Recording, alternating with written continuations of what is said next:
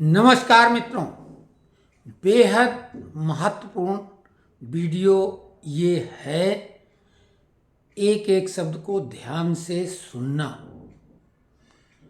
कल 5 अगस्त को बहुत ही गंभीर घटना हुई इस देश के लिए। पड़ोस के देश बांग्लादेश में तख्ता पलट हो गया। वहाँ की प्रधानमंत्री को पदच्युत कर दिया गया। भारत में वो अपनी जान बचा के आ गई हैं। आप कहेंगे भाई हमें इससे क्या लेना देना, पेंशनरों को तो एरियर कब मिलेगा, पे कमीशन कब होगा, बकाया डीए एरियर जुलाई से कितना बढ़ेगा, कम्यूटेशन, नोशनल इंक्रीमेंट वगैरह वगैरह, यानी हमारा आर्थिक लाभ, यानी हमारा व्यक्तिगत फायदा किसमें है, हमारा तो इंटरेस्ट उसमें है। बाकी दुनिया भाड़ में जाए, हमें क्या लेना देना। ये दिमाग में बात बिठा ली गई है। अगर आपका घर बहुत सुवासित हो यानी खुशबू से भरा हो, लेकिन आपके घर के सामने एक सड़ा हुआ कुत्ता या सूअर डाल दिया जाए तो आपका सुवासित घर भी बदबू से भर जाएगा। आपका रहना मुश्किल हो जाएगा जब तक वो कुत्ता नहीं हटाया जाएगा। तो खैर, ये महत्वपूर्ण बातें हैं। एक बात ये समझ लो कि सबसे महत्वपूर्ण अगर कुछ है तो वो जीवन है, जिंदगी है। आदमी सब कुछ अपना दे देता है, सब कुछ जब बीमार गंभीर रूप से होता घर मकान बेच के इलाज करवाया जाता है। डकैत या बदमाश जब लूटते हैं तो आदमी जान बचाने की गुहार लगा के सब कुछ दे देता है। और ये जो इस्लामिक लोग हैं, जिहादी लोग हैं, ध्यान दो, वो भाईचारा की बात करेंगे कब तक, जब वो कमज़ोर हैं, उनका पक्ष कमज़ोर है। जैसे वो लेवल पे आएंगे तो वो आपके ऊपर हावी हो जाएंगे और आपको जिंदा भी रहने देंगे, इसकी कोई गारंटी नहीं।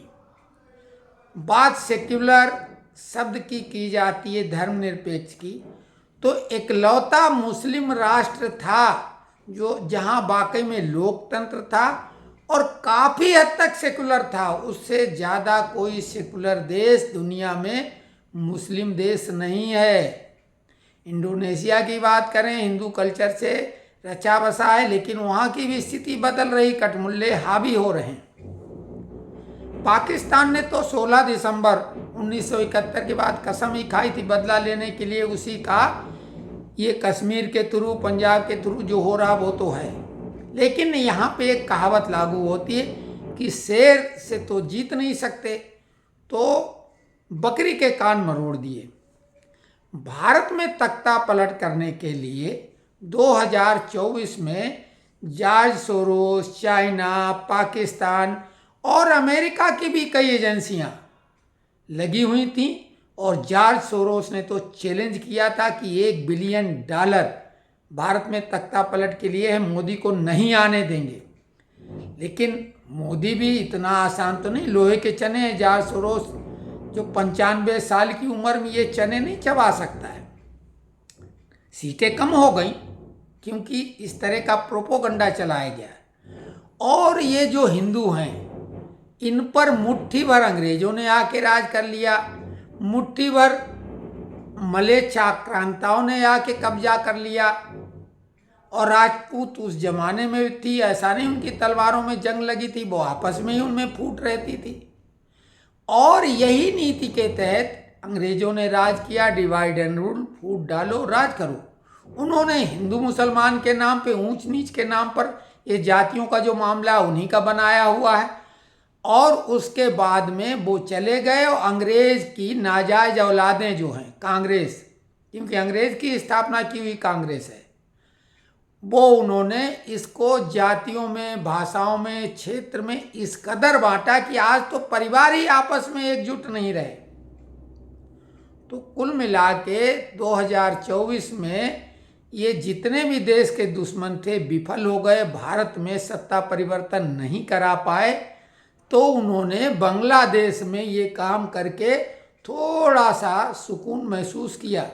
लेकिन यहाँ पे चिंताजनक बात क्या है, बांग्लादेश के तख्ता पलट का रिपरकेशन जो होगा वो घुसपैठ बढ़ेगी, वहाँ से घुसपैठिए आएंगे, हिंदू शरणार्थी भी कुछ न कुछ आ ही सकते हैं।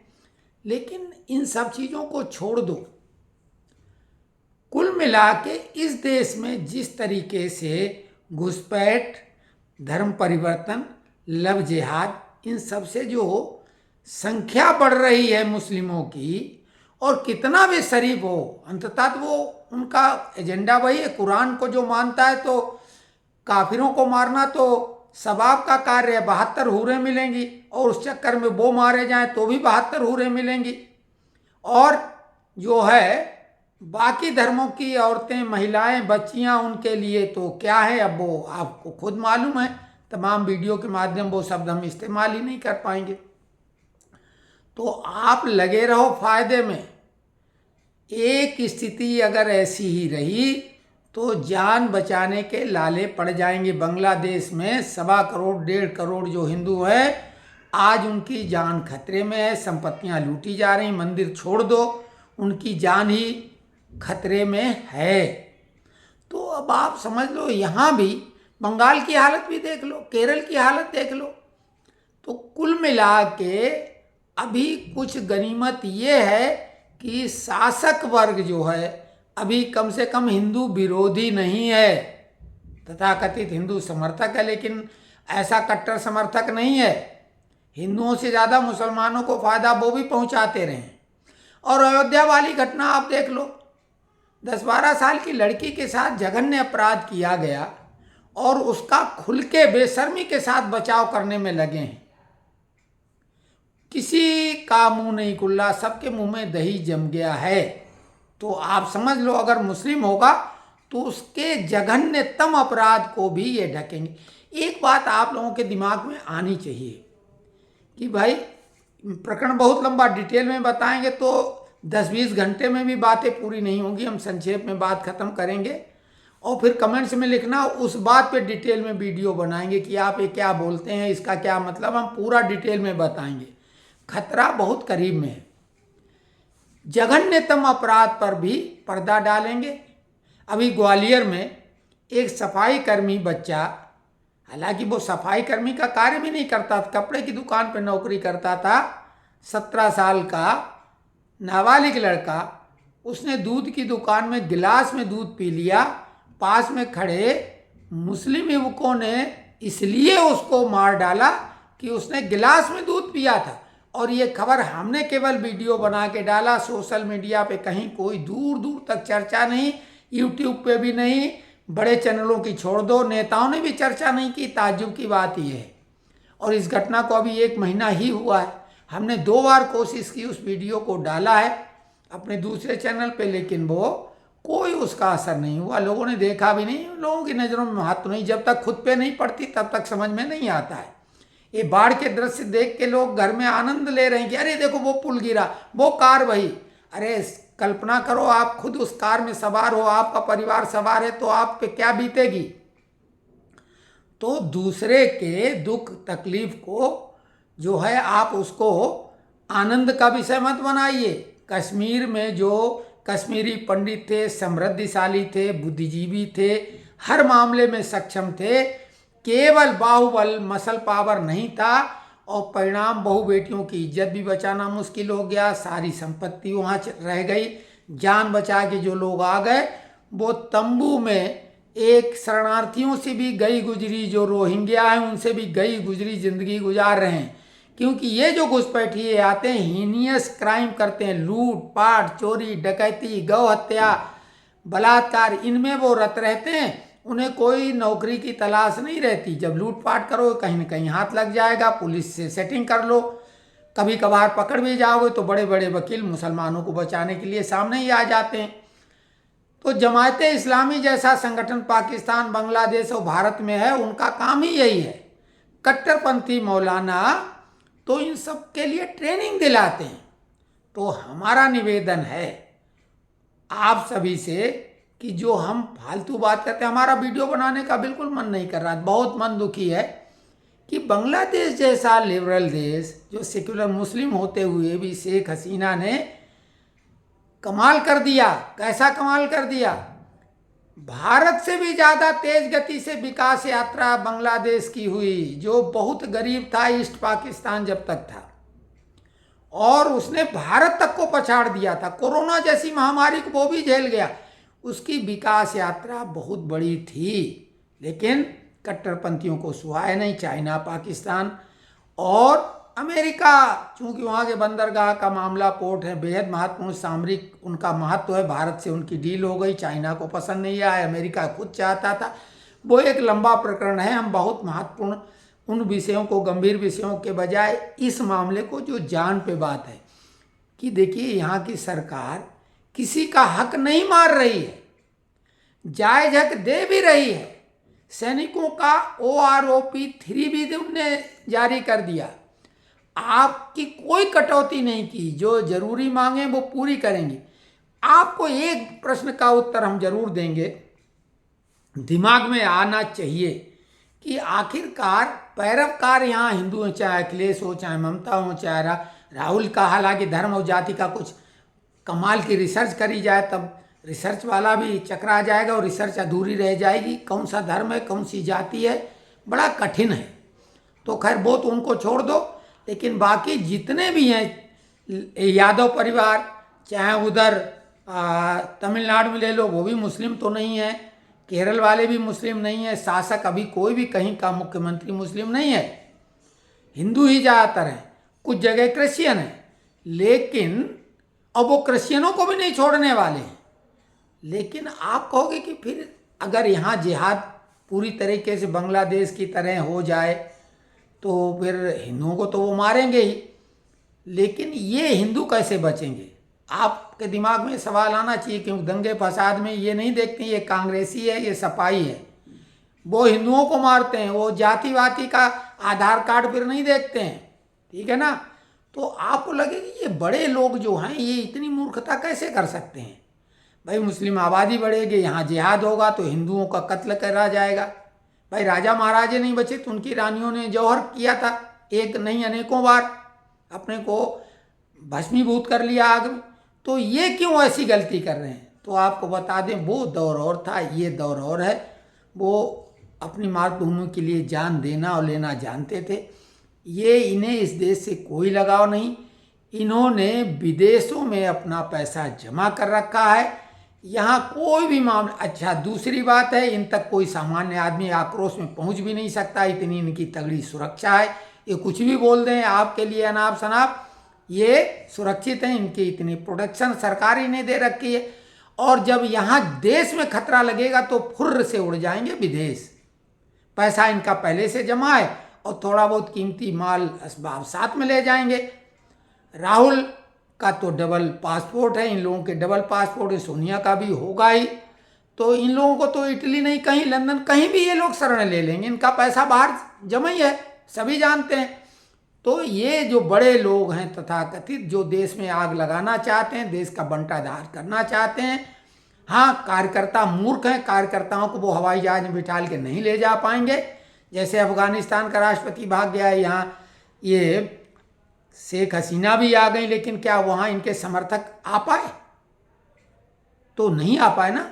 तो इसी तरीके से ये तो भाग जाएंगे कभी भी। राहुल तो अज्ञातवास में कभी भी चले जाते।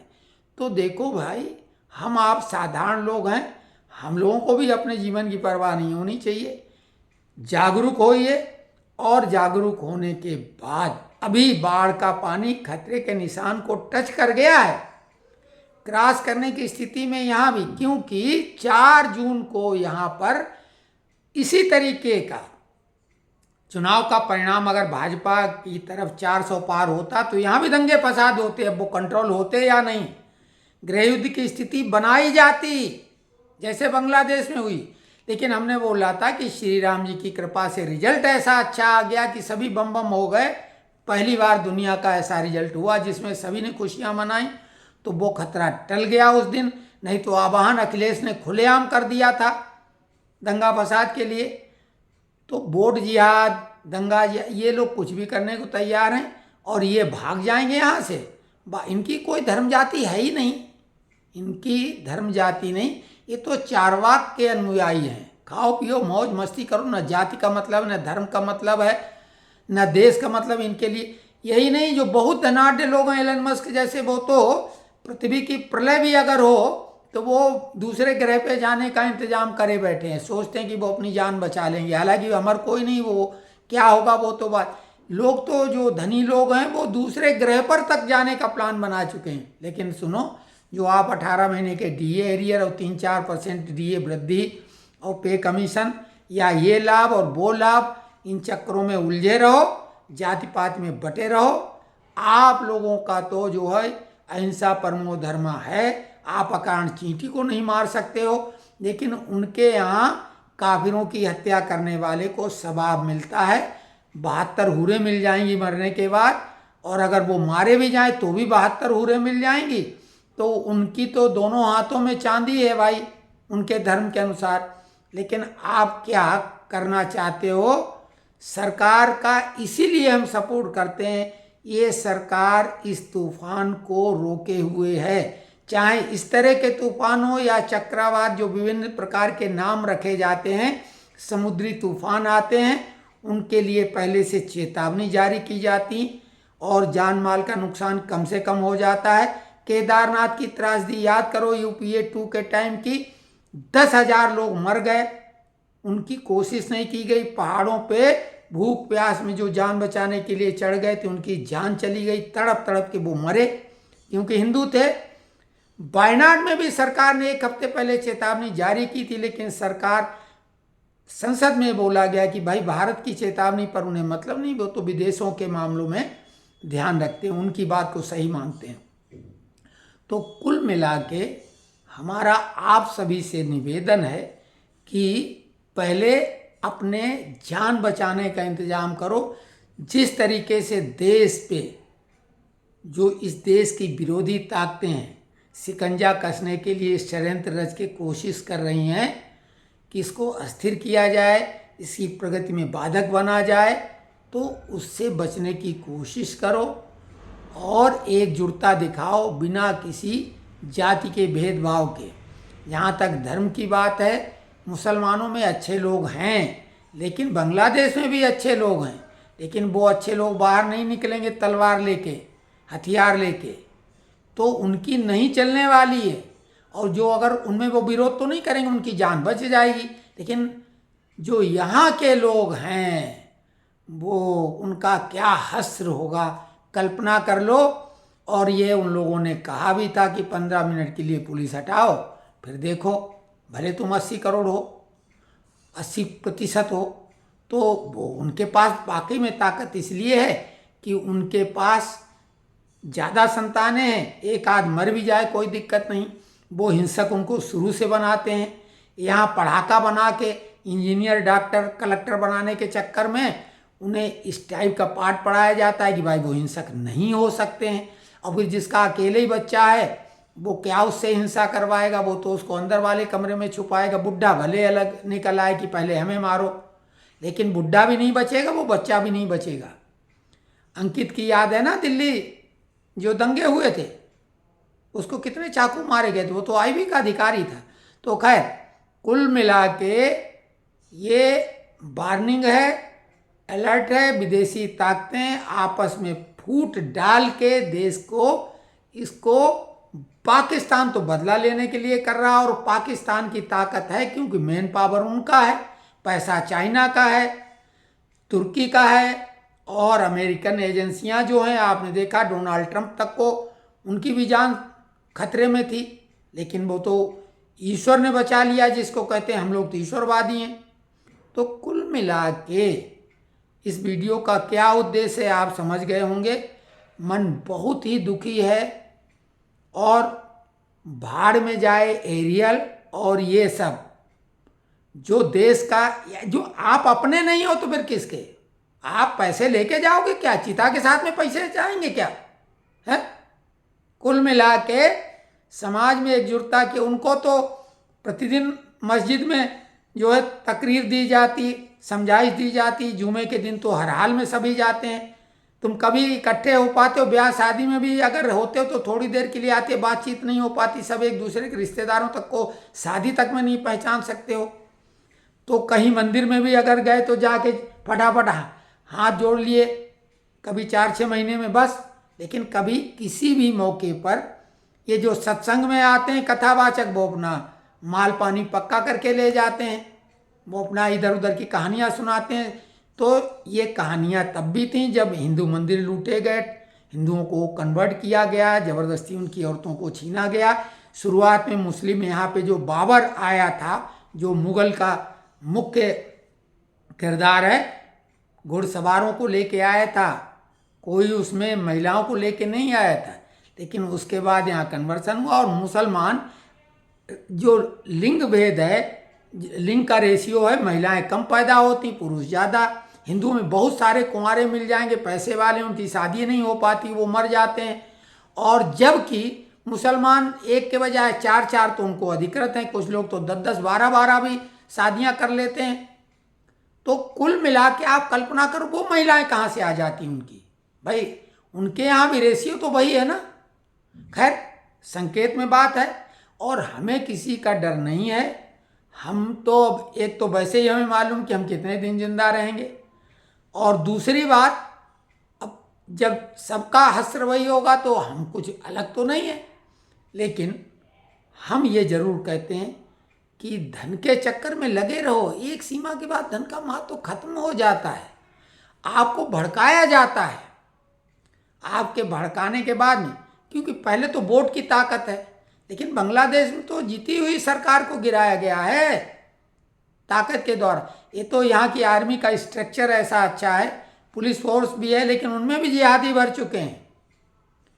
और कुछ हिंदू जो जिहादियों से 2 कदम आगे हैं, क्योंकि अयोध्या में पुलिस चौकी में हिंदू लोग थे, उन्होंने रिपोर्ट नहीं लिखी थी लड़की की, क्योंकि अखिलेश के द्वारा भर्ती किए हुए हैं।